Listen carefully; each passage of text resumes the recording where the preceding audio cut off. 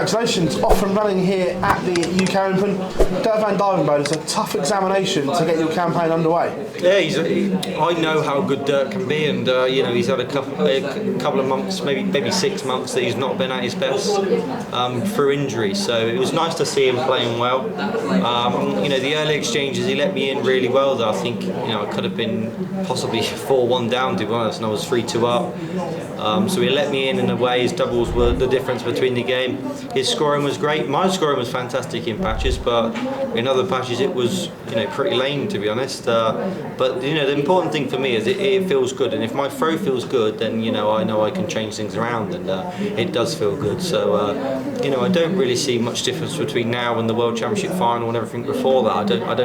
I don't feel any different. I don't think my throws change. It's just maybe trying too hard. I don't know, but I feel good. I feel like I can replicate the things I've done in the last 4 months. I really do, and that's important that belief's still there. The fact you were last this evening, was that a help? Because obviously we know because of the draw, you don't know when you're going to be on.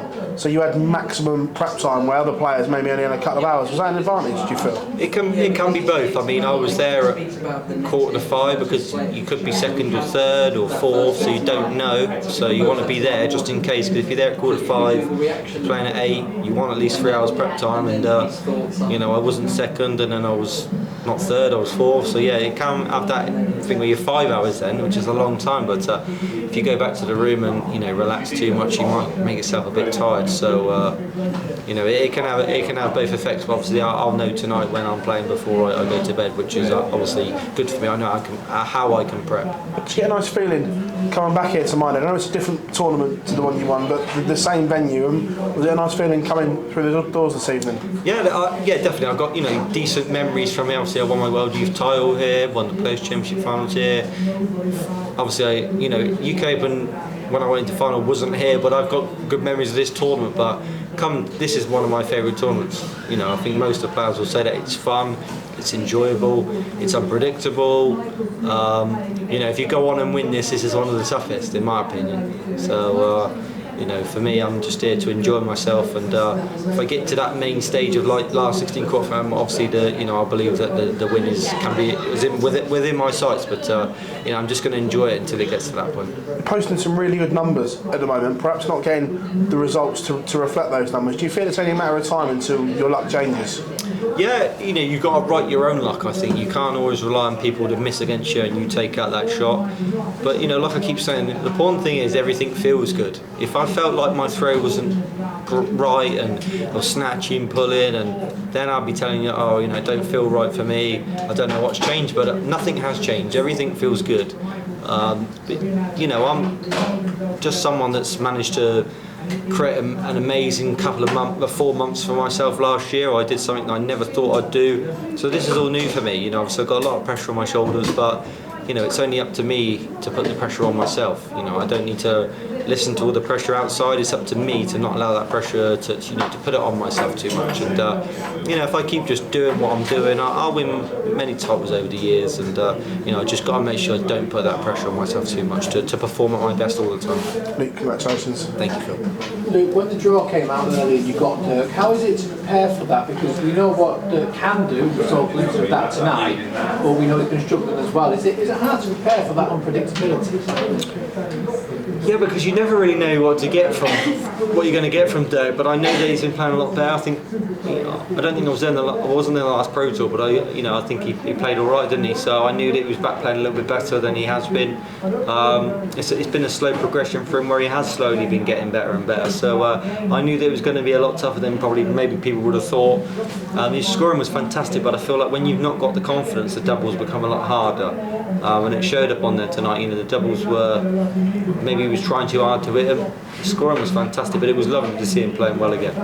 Because any of us professionals don't like to see anybody struggle. And he's gone through an injury, and it's nice to see him back playing a little bit better how he can.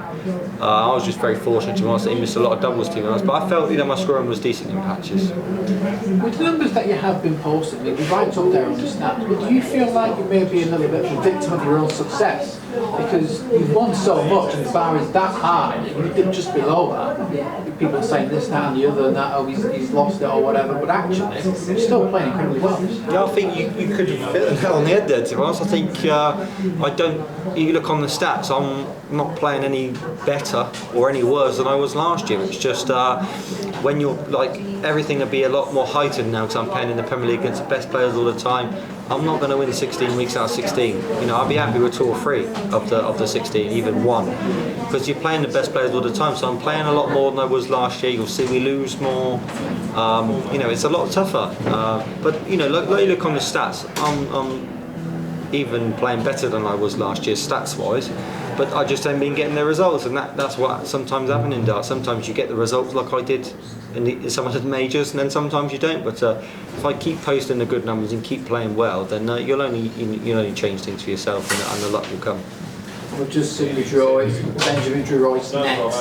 Have you seen much of him? Do you know how he plays, what his pacing is like, how he throws? No, I don't. I actually don't know too much about him, to be honest. I'm trying to think. I think I may have seen him play in the Denmark Masters. Yeah, I think I see him. Yeah, ridiculous in the World Cup. But he played well. Yeah, that was the one in the World Cup as well. So I know he's a good player.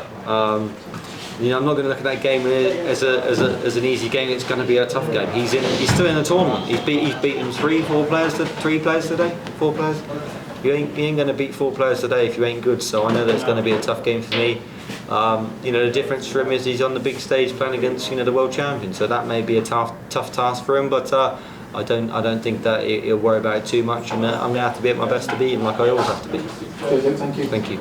Just touching on that question, does it almost put even more pressure on your shoulders going up against a player of a relative unknown where you're 99% favourite going into? Yeah, it does, because obviously for him, you probably look at put myself in his shoes. If I was playing the world champion, world number 1 as a relative unknown, I'd look forward to the challenge and think, well, I've got nothing to lose. He's expected to beat me, and if I go up there and beat him, then it's upset for the cards. But you know, I think he's a tour card holder, isn't he? So he's got a lot to play for. $5 grand on the rankings, a lot of money in this early periods in his career. For me, I've got a lot to play for, but I'm at this period in my life where unless I'm getting to the quarters or the semis, that's when I believe I can win more than ever. But like I said, he's going to be a great player because he's still in the tournament, so I won't write him off, that's for sure.